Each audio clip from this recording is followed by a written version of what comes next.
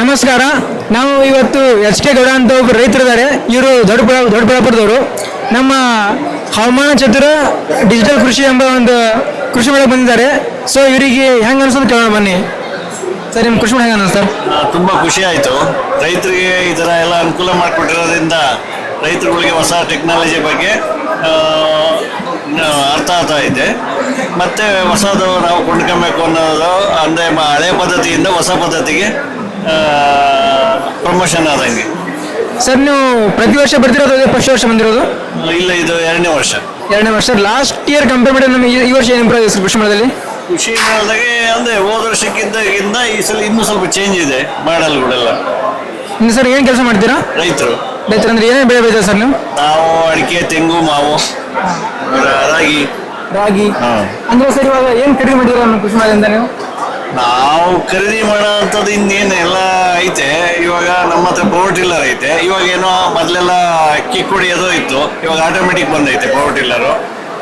ಹಿಂಗೆ ಇವಾಗ ಹಳೇದನ್ನ ಏನು ಮಾಡೋದು, ಹೊಸದು ತಗೋಬೇಕು ಅಂದರೆ ಇವಾಗಿನ ಇದು ಬೆಲೆ ಕಷ್ಟೊಳಗೆ ಏನು ತಗೊಳಕ್ಕಾಗುತ್ತೆ, ಹಂಗಾಗಿ. ಸರ್, ಇವಾಗ ಕೃಷಿ ಮೇಳದಲ್ಲಿ ಸರ್ ನಿಮಗೆ ತುಂಬಾ ಇಷ್ಟವಾಗಿರೋ ಪಾಯಿಂಟ್ ಯಾವುದು ಸರ್? ತುಂಬ ಅಂದರೆ ಇದು ಏನು ರೈತರಿಗೆ ಇವಾಗ ಏನು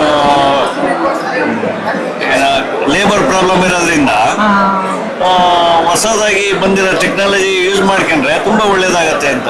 ಯಂತ್ರಗಳ ಬಗ್ಗೆ ಯಂತ್ರಗಳು ಇಷ್ಟ ಆಯ್ತು.